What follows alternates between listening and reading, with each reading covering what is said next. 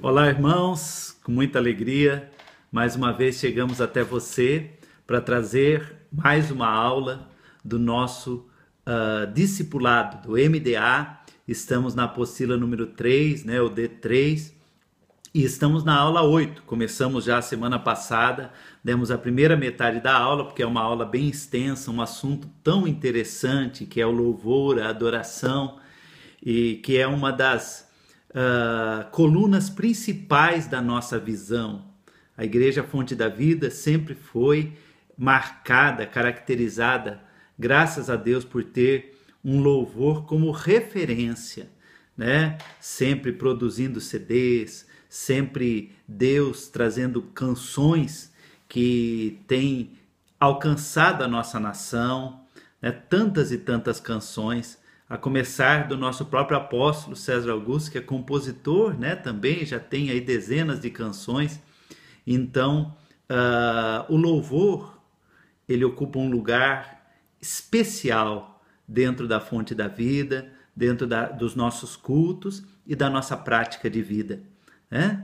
Então, que o Espírito de Deus nessa hora possa vir, nos encher, possa tomar nossa mente, tomar nosso coração, tomar nosso corpo, alma e espírito, e possa trazer a revelação desses princípios para podermos adorar ao Pai em espírito e em verdade.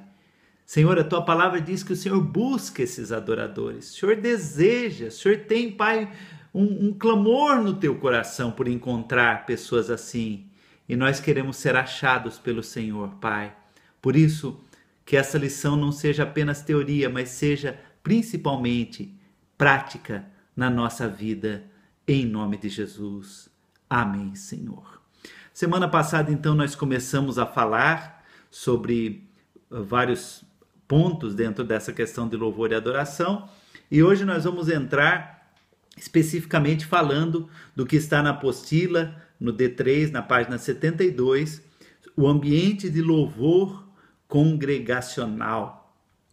Então, como falamos, desculpa, no nosso culto, o louvor ocupa um espaço muito importante, né? E o louvor congregacional, ele tem várias características. O Espírito Santo é quem conduz, né? Geralmente tem um líder, que esse líder deve ser alguém que tem comunhão com o Espírito Santo, que ouve a voz, porque a condução do louvor, ele é o Espírito Santo que leva. Geralmente esse líder, ele se prepara antes, se prepara em casa e às vezes durante a semana, inclusive o grupo, a equipe ensaia músicas, né, que o Espírito Santo coloca no coração para que seja cantado nos cultos, no domingo ou nos demais cultos. Mas muitas vezes na hora o Espírito Santo muda, né? Durante o culto muda, então nós estamos abertos a isso. Mas enfim, o que trata aqui a apostila é que existem ambientes que o Espírito Santo deseja produzir na igreja durante o louvor, né? Então o primeiro ambiente aqui, por exemplo, o ambiente de alegria. Muitas vezes a igreja, a congregação está triste, né? Muitas pessoas, às vezes, com lutas, com tribulações. Então, o Espírito Santo, ele vai trabalhar ali na equipe de louvor para gerar, para serem usados para que o Espírito gere um ambiente de alegria no povo, né? Ou simplesmente porque o Pai gosta, o Senhor gosta de um ambiente de alegria. E às vezes a condução do louvor é para que seja gerado esse ambiente de alegria. No Salmo 100, versículo 4, está escrito aí na apostila, está escrito: entrai por suas portas com ações de graças e nos seus átrios com hinos de louvor. O louvor, geralmente, ele é um ambiente de alegria, é levado a um ambiente de alegria. Uma das manifestações, está escrito aí, do ambiente do tabernáculo é o louvor expressando alegria, com ações de graça. São momentos onde todos os instrumentistas e o povo expressam com canções alegres e ritmos rápidos, louvando a Deus, quando toda a igreja coloca sua força e alma expressando-se o louvor a Deus. Então, uma das características é esse ambiente de alegria, que o Senhor gosta, que tantas vezes é produzido no louvor, né? A Fonte da Vida, ela tem tantas canções e cantamos tantas canções de celebração, né? O louvor de alegria é um louvor de ação de graças. O louvor de alegria é uma expressão a Deus da nossa satisfação em termos a Ele como nosso Deus, por aquilo que Ele é e por aquilo que Ele faz, né? Segundo tipo de ambiente que o Espírito Santo leva a equipe de música ou a congregação no louvor, é o louvor de guerra, né? O que é o louvor de guerra? Guerra espiritual. Irmãos, o louvor, ele tem uma ação espiritual muito forte. Os anjos se fortalecem e eles são movidos por meio do louvor, assim como os demônios, eles se iram e eles são derrotados no louvor, né? Um texto clássico é 2 Crônicas, capítulo 20, o texto que está aí, versículo 21 e 23, que conta que certa ocasião, uma das guerras de Israel, debaixo do governo do rei Josafá, essa guerra foi vencida simplesmente por meio do louvor. Deus orientou Josafá a organizar o exército para combater três exércitos que tinham vindo contra Israel. Deus ordenou a Josafá que organizasse o exército, colocando, irmãos, à frente do exército a equipe de música, os adoradores, os músicos, e que Israel simplesmente chegasse para a batalha e começasse a louvar. Olha aí, versículo 21 diz assim: aconselhou-se com o povo e ordenou cantores para o Senhor, que vestidos de ornamentos sagrados e marchando à frente do exército, louvassem a Deus, dizendo: rendei graças ao Senhor, porque a sua misericórdia dura para sempre. Olha agora, olha só, versículo 22. Tendo eles começado a cantar e a dar louvores, pôs o Senhor emboscadas contra os filhos de Amon e de Moabe e os do monte Seir, que vieram contra Judá e foram desbaratados, porque os filhos de Amon e de Moabe se levantaram contra os moradores do monte Seir para os destruir e exterminar. E tendo eles dado cabo dos moradores de Seir, ajudaram uns aos outros a destruírem-se. Que coisa linda! Quando eles começaram a louvar, os demônios que estavam ali nos inimigos começaram a se confundir e um exército ali entre eles, exércitos aliados, começaram a combater uns aos outros ali e eles mesmos se destruíram, né? Precisamos entender, está escrito aí, que a igreja tem arma de guerra além da oração, da palavra escrita e da palavra vivificada: a música. Há momentos em que o ambiente da ministração do culto é tomado por um clima de guerra espiritual. Sabemos que o lugar que Lúcifer ocupava no céu conferia-lhe também a função de mestre de louvor. Está escrito lá na palavra de Deus, né? Em Ezequiel 28, Lúcifer, antes de ser Satanás, né? Ele era um anjo de luz no céu, antes dele se rebelar. E lá no céu, uma das funções dele era justamente dirigir louvor, ministrar. Ele era talvez o líder de louvor do céu, dos anjos, né? Então ele sabe o poder do louvor e ele teme e treme pelo louvor, né? Por esse motivo, olha aqui, olha que coisa interessante. Por esse motivo, está escrito aí, a música do mundo tem tanto poder de influência na vida das pessoas, pois seu objetivo é destruir as emoções dos homens. Irmãos, né, a música secular, né, a música não cristã, não evangélica, muitas músicas, né, não estou aqui generalizando, dizendo todas, mas diversas músicas, Satanás incita o compositor, Satanás usa ali, né, move no compositor ou naquela música para gerar as suas obras, os seus valores e os sentimentos malignos, né? Por exemplo, tem músicas que são depressivas, não é verdade? Música que você ouve, você fica com um sentimento de depressão. Você acha que isso vem de Deus? Não, vem do inimigo. Outras músicas são músicas que produzem ira, produzem irritação, né? Produzem ódio, violência. Você acha que isso vem do Senhor?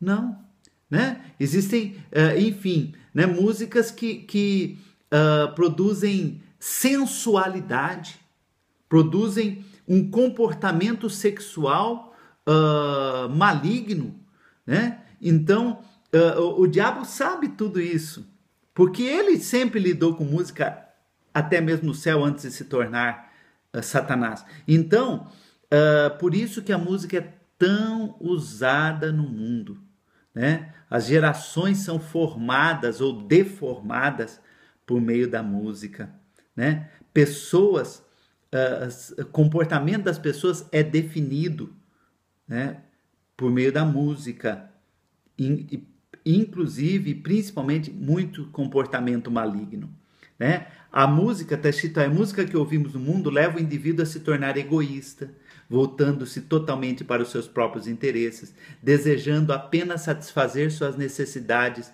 emocionais. O ministério de louvor da igreja possui esse discernimento e deve subir contra o império das trevas com seus instrumentos e com cânticos de guerra para proteger a igreja e seus membros e declarar a derrota do diabo e afirmar a vitória que o nosso Senhor Jesus obteve contra ele. Nesses momentos de guerra, o ritmo da melodia é de essencial importância. São ritmos exclusivamente de guerra, onde os próprios instrumentistas, cantores e a congregação declaram sua ira contra o diabo e seus anjos. São usadas expressões de valentia e vitória para o Senhor e contra Satanás, né? Então tem música, às vezes o Espírito Santo leva a igreja a cantar essas músicas de guerra, né? Vou dar um exemplo aqui, né? Pelo Senhor marchamos sim o seu exército, né? Uma música conhecida que cantamos, né? Apesar de antiga, mas foi que me veio na cabeça aqui para mostrar que às vezes o que está acontecendo? Às vezes o diabo durante a semana levou os irmãos à opressão e às vezes o ambiente na igreja está oprimido, as pessoas estão ali realmente oprimidas por demônios. Então, quando o louvor é conduzido à guerra, essa batalha, repreendendo inimigos, ministrando força às pessoas, autoridade, o que acontece? Os demônios caem, os demônios saem, libertam, o povo é liberto. Isso é uma realidade muito forte. Um outro ambiente que o Espírito Santo às vezes produz através do louvor, está aí na página 73.3, o ambiente de quebrantamento. Está escrito aí, uma maneira pela qual Davi se achegava ao Senhor era com um coração humilde, através da música. Na ministração da música, ele conseguiu ver como Deus é, soberano, supremo, santo e incontaminável, contrastando com a natureza caída de Davi. Essa comparação o levou várias vezes a um quebrantamento profundo. Deus está interessado em uma igreja quebrantada, pois é nesse ambiente que a voz de Deus se torna mais frequente, falando individualmente conosco, quando o próprio Deus nos apacenta, falando aos nossos corações. O ambiente de quebrantamento. Deus fala a corações quebrantados, né? No Salmo 51 está escrito assim, deixa eu achar o versículo ali, é um versículo conhecido, mas tão abençoado, né? Fala assim, deixa eu achar, versículo 17, Salmo 51, 17, sacrifícios agradáveis a Deus são um espírito quebrantado, coração compungido e contrito não o desprezarás, ó Deus. Um coração quebrantado é alguém que está ali em humildade diante do Senhor, consciente de que não é nada e que o Senhor é tudo. Esse coração agrada a Deus. E o louvor às vezes leva, né, a esse quebrantamento, né? Renova-me, Senhor Jesus. Já não quero ser o mesmo. Está aí uma canção, por exemplo, de quebrantamento na presença do Senhor, que nos leva a humilhar e a chegar perto do Senhor. Ponto 4, na página 74, outro ambiente, o ambiente de comunhão, né? A igreja é um lugar de comunhão, de unidade. Salmo 126, 2 fala: a nossa boca se encheu de riso e a nossa língua de cânticos de louvor. Então se dizia entre as nações: grandes coisas fez o Senhor por eles. Há momentos no louvor quando ministramos um ao outro a nossa fé e o amor de Jesus em nossas vidas. Nesse momento, declarações em forma de canções fortalecem a comunhão, a visão do corpo, né? Há muito poder nesse tipo de louvor, que muitas vezes leva toda a igreja a interagir, sendo que o Espírito Santo age profundamente, fortalecendo, tocando, curando, restaurando. Trata-se de um louvor em nível horizontal, porém com profundo agir de Deus no meio da congregação. É importante, nesse momento, termos a iniciativa de dar, ou seja, ministrar o louvor com as pessoas que estão conosco adorando. Deus ama a unidade dos seus filhos, né? E o louvor é um instrumento para abençoar, para aperfeiçoar, para ministrar essa unidade. Tem canções específicas até sobre isso, né?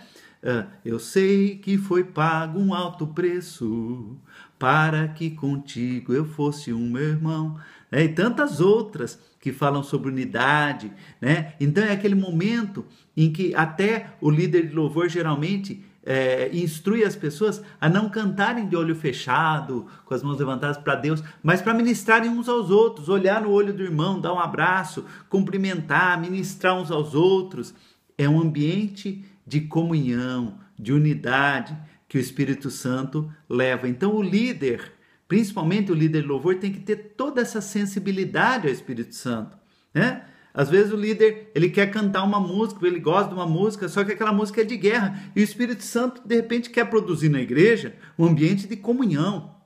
Então não pode, né, cantar uma música só porque gosta, ou só porque ensaiou, ou só porque, né, alguém pediu. Tem que haver essa direção do Espírito Santo. Qual ambiente que o Espírito Santo deseja produzir? E o último aqui que fala, né, o último ambiente, podem haver vários outros até, mas esses 5 são citados aqui: ambiente de adoração. Adoração, está escrito aí, é um dos ambientes mais profundos. Quando toda a congregação se aquieta diante do Senhor, ela está acima do nível emocional, está no nível do espírito. Para que possamos chegar nesse ponto, é necessário homens que andem em sintonia com o Espírito de Deus. Esses homens, por estarem afinados com o Senhor, automaticamente estarão esvaziando-se de si mesmo, tirando os olhos de suas necessidades pessoais e voltando-se exclusivamente para o Senhor. Nesse ambiente, o Espírito Santo nos leva aos cânticos espirituais, né? Muitas vezes nos leva aos cânticos espirituais, como está em Efésios 5,19, falando entre vós com salmos, hinos e cânticos espirituais. O que são os cânticos espirituais? Está escrito aí na página 75. São melodias liberadas espontaneamente por nós durante um momento de louvor e adoração. São canções que o Espírito de Deus coloca em nossos lábios e que brotam naturalmente, podendo ser entoados em linguagem normal ou utilizando-se o dom de línguas. Então é um cântico que não foi gravado em nenhum CD, não foi ensinado por ninguém. Você começa a cantar, né? O Espírito Santo dentro de você vai produzir aquilo, às vezes no português, ou no inglês, ou na língua que você sabe, ou às vezes em outras línguas, em línguas espirituais, né? Por meio do dom de línguas, mas cantar canções, criar algo que sai do seu íntimo para Deus, de você para Deus, né? E você começa a dizer, às vezes começa com uma expressão simples, né? Aleluia, eu te adoro, Senhor. E enfim, né? E o Espírito vai levando. Claro, quem tem mais habilidade, né, vai ter mais criatividade, né, nesse momento. Mas mesmo aquela pessoa que não sabe, não tem o talento na área da música, ela pode abrir os seus lábios e começar a cantar aquilo que brota do seu coração. São os cânticos espirituais que às vezes não é necessário, não é só isso que é adoração. Não, adoração é a atitude de um coração totalmente rendido. Aquele momento, geralmente a adoração, um um momento de louvor, né, um período de louvor na igreja, não começa com adoração. Às vezes acontece, mas a adoração geralmente é o ápice. Depois que, né, o louvor vai sendo conduzido e a pessoa vai indo e entrando espiritualmente na presença do Senhor, e a adoração é aquele momento em que a pessoa se rende totalmente, né? Por causa da presença de Jesus em nossas vidas, está escrito aí, aqui podemos adorá-lo. E uma das expressões mais fortes dessa adoração são os cânticos espirituais. É necessário começar a crescer nessa maneira de adoração, pois diante de um grande mover de Deus em uma reunião nesse tipo de ambiente, as pessoas são marcadas por uma profunda presença de Deus e pela ministração da sua glória. Uma igreja adoradora está amadurecendo espiritualmente, entronizando Jesus, deixando de olhar para si e olhando firmemente para Ele. A adoração traz Deus ao nosso meio. A adoração manifesta a presença do Senhor. E lá em João capítulo 4, versículo 23 e 24, fala que o Senhor procura adoradores que o adorem em espírito e em verdade. Que nós sejamos esses adoradores e que a nossa igreja possa caminhar nesse ambiente de adoração. Ponto 7, na página 75, Ministério de Louvor. Então, o que é o Ministério de Louvor? São homens e mulheres com um chamado para adoração na casa do Senhor, com a disposição de servir. Isto exige muita dedicação, pois são separados para ter uma vida de santidade e adoração. Principalmente isso, né? Para participar da equipe de louvor, não são todos que são chamados para isso. Claro, isso é necessário, porque se todos forem para a equipe de louvor, e os outros ministérios, né? Então cada um tem o seu chamado. Mas aqueles que são chamados para ser da equipe de louvor, eles têm que preencher algumas condições. Não basta ter talento, saber tocar, saber cantar, ter cursos, né? Não, isso é muito importante. Isso pode ajudar e ajuda muito, né? Mas tem que ter, em primeiro lugar, um coração consagrado ao Senhor. Vida de santidade. Não pode ser uma pessoa que tem uma vida dúbia, uma vida, né, passa a semana, lá durante a semana tem uma vida pecaminosa, um comportamento de pecados, e depois vai cantar lá na igreja. Em primeiro lugar, né, é um mau testemunho. As pessoas que vão chegar, às vezes, que sabem da conduta daquela pessoa, vão olhar e falar, poxa, mas fulano faz aquilo errado, comete aquele pecado, vive uma vida assim e está lá na frente. Então é um mau testemunho. Mas principalmente não agrada a Deus, né? Deus não se agrada de alguém que chega ao seu altar para oferecer o louvor, para ministrar, para conduzir a igreja à sua presença santa, né? Sendo que essa pessoa não vive uma vida de santidade. Não tem que ser perfeito. Não estou falando aqui que tem que ser perfeito e que nós tenhamos o direito, qualquer pessoa tem o direito de julgar. Não, né? Mas a pessoa tem que ter consciência de que ela tem uma vida reta. Tais pessoas, diz aí, devem estar dando frutos na igreja e terem um chamado de Deus para consagrarem seu talento, seja através do canto ou de instrumento musical, ou dos dois, para ministrar louvores ao Senhor. O ministro de louvor não é um músico apresentador de um show, mas um ministro, né? Que nós estamos falando aqui. Um ministro que adora o Senhor, seu objetivo principal é ajudar a levar toda a igreja a adorar a Jesus. O dirigente de louvor é a pessoa que tem a iniciativa de conduzir o momento de louvor. Porém, ele precisa conhecer o caminho pelo qual o Espírito Santo quer glorificar a Deus naquele dia. Precisa conhecer o santuário da presença de Deus. Ministrar ao Senhor nos diversos ambientes de louvor. Como estamos falando, né? Não basta ter o talento. Não basta ser uma pessoa comunicativa, uma pessoa carismática, né? Animador de auditório. Misericórdia. Não. Né? A pessoa, claro, ela tem que ter, né, um certo talento, uma certa ação nessa área. Não pode você colocar uma pessoa que é consagrada, mas tem uma expressão muito fria, morta, tímida, né? O que vai acontecer? Ela vai chegar lá na frente para ministrar o louvor e não vai ter essa identificação, não vai conseguir conduzir a igreja a adorar. Então tem que ter também, né, um tanto de carisma e de essa capacidade de comunicação, de conduzir a igreja. Tem que ter isso também o líder, né? Mas não só isso, né? Principalmente ter comunhão com o Espírito Santo, né? Tem um salmo na palavra de Deus que eu gosto muito, um versículo que está no Salmo, deixa eu achar aqui, se eu não me engano é Salmo 22, Salmo 22, isso mesmo, versículo 25, diz assim: de ti vem o meu louvor na grande congregação, né? Esse foi Davi que escreveu esse salmo, que Davi, para mim, foi o maior ministro de louvor, né, da história, talvez. Eu tenho para mim que lá no céu, né, quando a gente chegar lá, né, eu não sei como é que vai ser, mas eu desconfio que o líder de louvor lá, né, depois dos anjos, tal, lá, depois do Senhor Jesus, claro, né, um dos principais lá é Davi. É Davi, ele coordena a coisa lá, né? Tô aqui brincando, mas dá pra gente imaginar, né? Pelo que ele foi aqui.